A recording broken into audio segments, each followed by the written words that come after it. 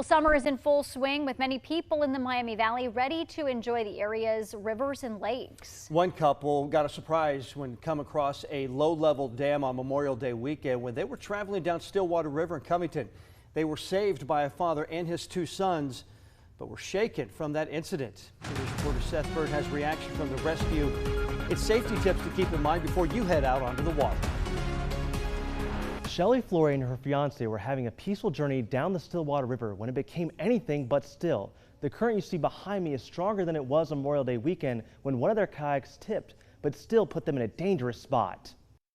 After several hours of fun on the Stillwater River, SHELLY, FLORY, and Rick Curry heard the water roaring louder, which was surprising because the research they did on the route said it was safe for families with kids. So I grabbed onto some branches on the side, the left side of the river, and my fiance went on the right side. And the river caught him, and he literally got wedged in the water with the water rushing over him. So Curry was able to get to safety, but his kayak was still stuck in the river that was moving at a fast pace. He went back to get their car and help retrieve the kayak. FLORY was keeping watch before Eric VANDERHORST and his sons CAEL and Chase came to the rescue. We couldn't budge it. It was filled with water. We took the drain cap out, it just shot up in the air with water. That's how much pressure there was.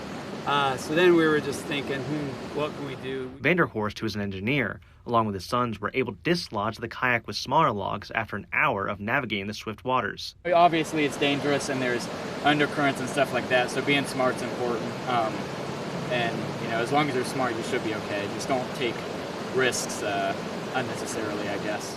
The Ohio Department of Natural Resources recommends knowing the locations of waterfalls or low-level dams because a boat may get stuck in the turbulence or hydraulic forming at the base. Instead, they suggest carrying a kayak or boat around the hazard before relaunching downstream.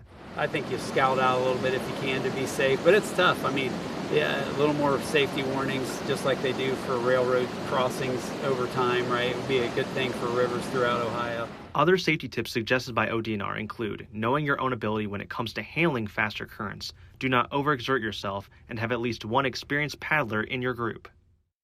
The village of Covington is looking into potential grants to remove the dam or handing up signage to alert anyone who comes across these types of currents in the area. In studio, Seth Bird, 2 News.